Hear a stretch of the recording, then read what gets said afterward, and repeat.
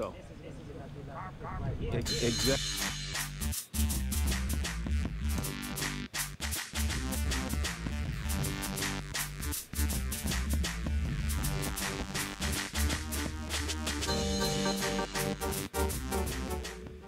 Hello, legends and super legends. Welcome to Veloharmony's analysis of the Tour de France.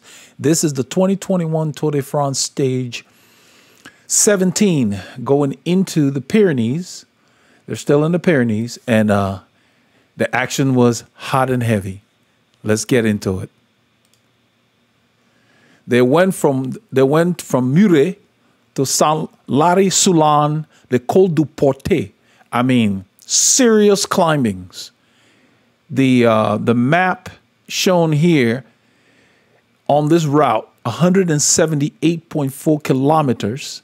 You see the category 1 in red, the 2 category 1 climbs, and then the one that says HC. For those of you who are not familiar with that, they call it Horse category. What it means is beyond category, meaning super steep and long.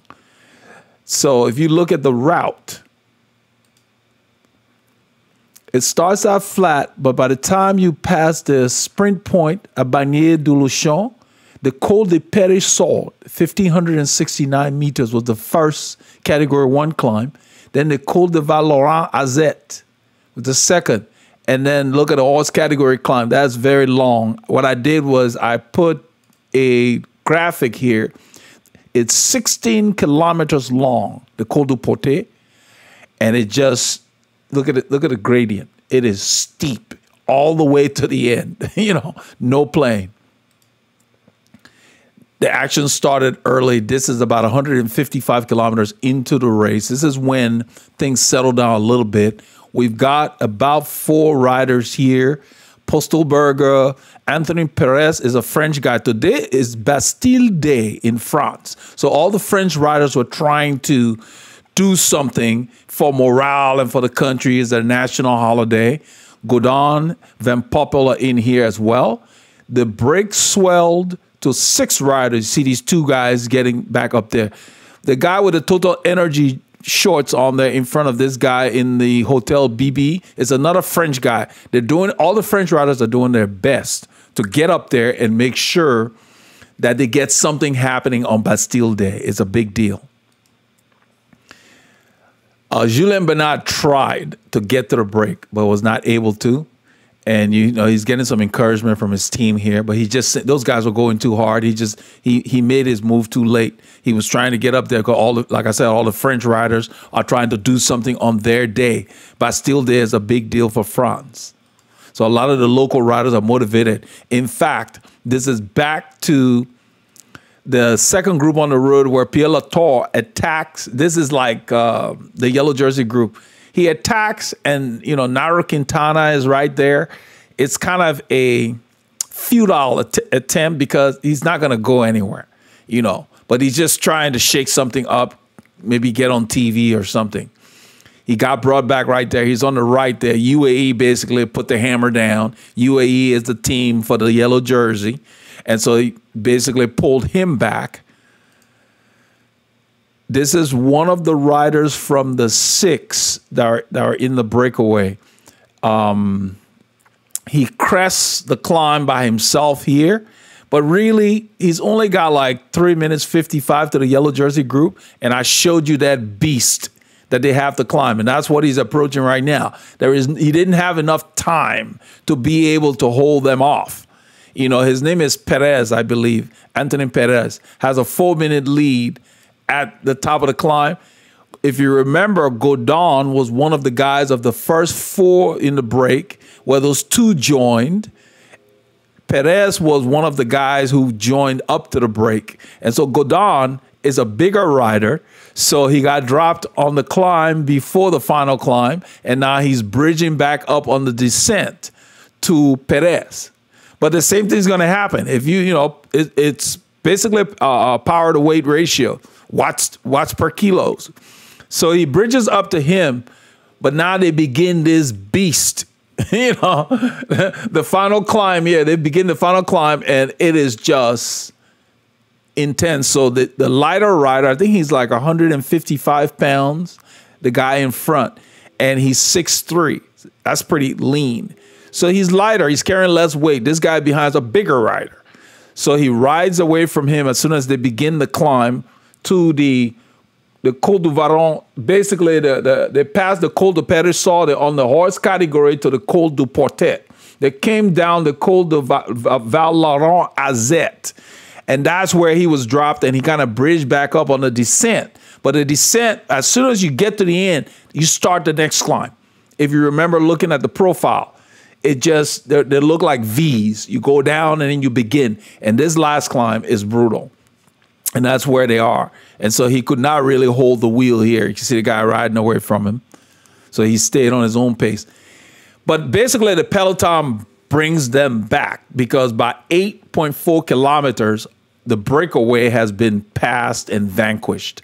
And the yellow jersey group, if you look at the metrics on the top of the screen next to the circle that says Tour de France, the yellow jersey group now is #1 on the road. I'm going to go back to the break just for a bit to show you the difference. So let me turn this off, turn this on. If you notice on here where this guy is riding away, group #1, 13.4 kilometers. Group #2 was 2 minutes 10. Group #3, the yellow jersey group, was 3 minutes and 5 seconds. Within 5 kilometers, from 13.4 kilometers to go to 8-point-something kilometers to go. Let me turn this off and go back to the yellow jersey group right here. With 8.4 kilometers to go, that's in 5 kilometers, they pulled back all that time that those guys had. At this point now, the last UAE rider has finished pulling for Tadej Pogačar, and Pogačar launches an attack right here with 8 kilometers to go. You can see basically, what's his name? Vingegaard, Horan, Carapaz, they're all there. But that really does not last because Pogačar rides for a bit here. He attacked again.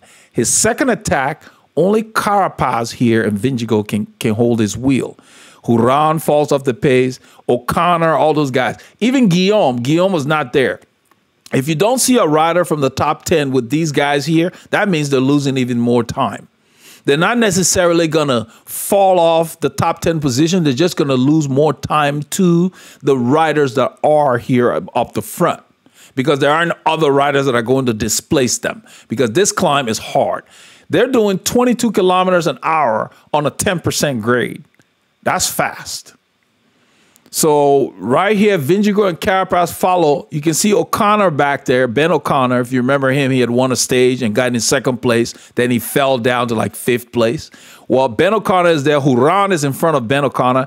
And Horan's teammate, his name is Higuita. He's the one helping Horan to kind of he's pacing him, basically. And it helps to have another rider pacing you so you don't feel like you have to lead the chase. So they're pursuing the top 3 guys on the second attack from Tadej Pogačar. That's Carapaz, Vingegaard, and, you know, the leader of the Tour. So they're going, and then what happens is this guy, Vingegaard and Pogačar had been attacking Carapaz. So Carapaz sat on their wheel. And as soon as they were done attacking, Carapaz actually ended up launching his attack. But he waited so late. But I can understand why, because if there's a weakness, you can still gain time in a kilometer. It's like 1.4 kilometers to go. He launches an attack. But remember, it was 10% all the way to the line. There is no plateau on this climb. You know, this climb is a brute. So after he launched his attack, he exposed, I guess, a bad patch on Vingegaard. So Vingegaard got gapped. That's Pogačar on Carapaz's wheel as they go through the tunnel.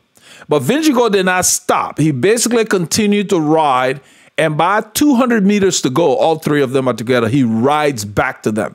So he just did not do a drastic acceleration. Maybe it caught him by surprise, or sometimes your body's not going great. He just stayed within himself and rode back up to them. So you can see the three of them here with 200 meters to go. But what ends up happening is this is the stage for the strongest rider. And basically, with 1.8 kilometers to go, Pogačar accelerates, and neither of them can stay on his wheel.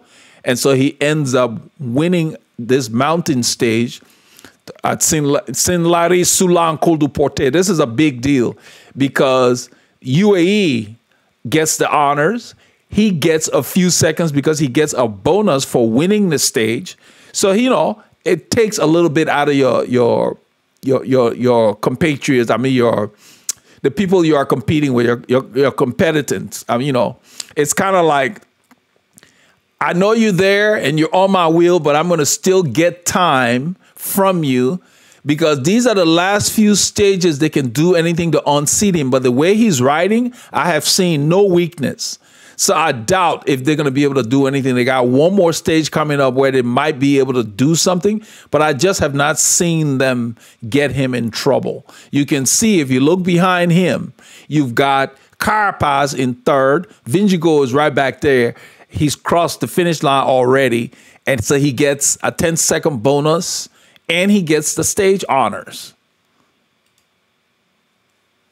They averaged 35.3 kilometers on this mountain stage.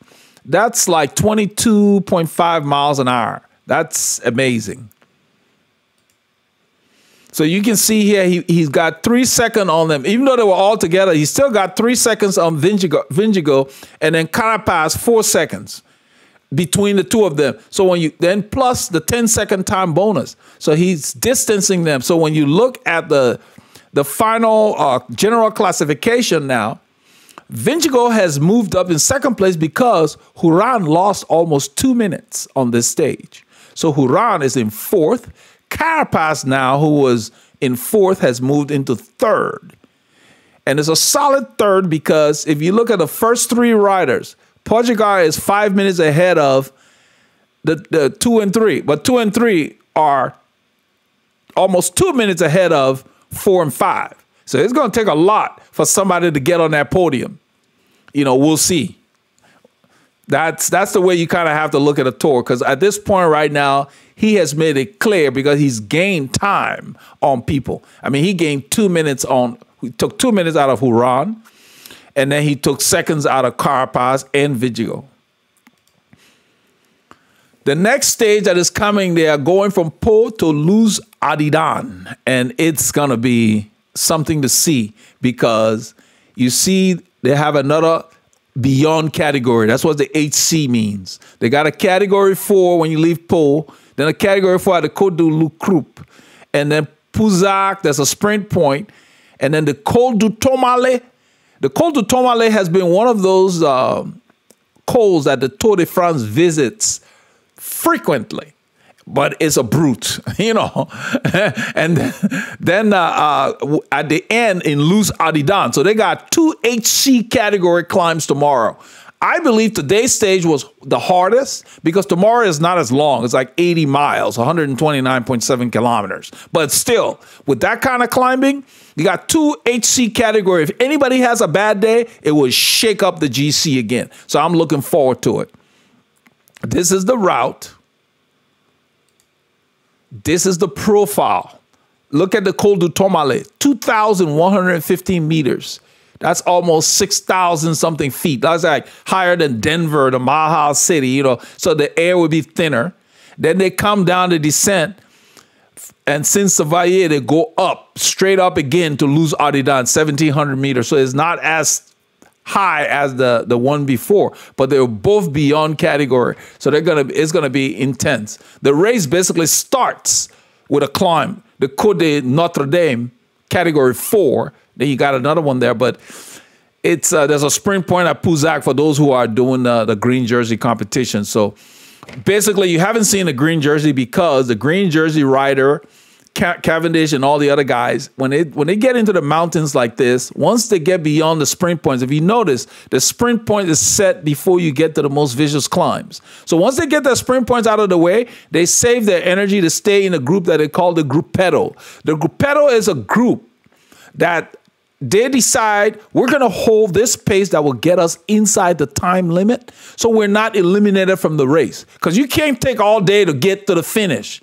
You can't take your own time. They have limits that they set on each stage based on when the leader finishes, the winner of the stage. They might give you 20 or 30 minutes or whatever. They set those windows. They vary from stage to stage. So you need to make sure you're inside the time limit. But by being with a gruppetto, meaning a large group of riders at a slower pace, you know, comfortable pace, whatever, it's very unlikely that the Tour would throw away or eliminate such a huge group. So at least if you stay with a gruppetto, you stand a good chance. Even if you guys come in a little outside the limit, they will let you guys slide. That's what's going on. So that's why you don't see the green jersey much. They stay in a gruppetto. They might be 8, 10, 15 minutes behind, and they're all coming together long after the ceremony and all that stuff has happened at the end of the stage. That's what's going on these mountain stages. So I hope this will help those of you who are not familiar with the Tour, and even those of you that weren't able to just watch it and get the highlights here.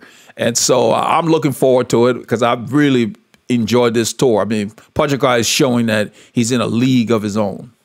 You all take care and be safe when you get your Ks in out there.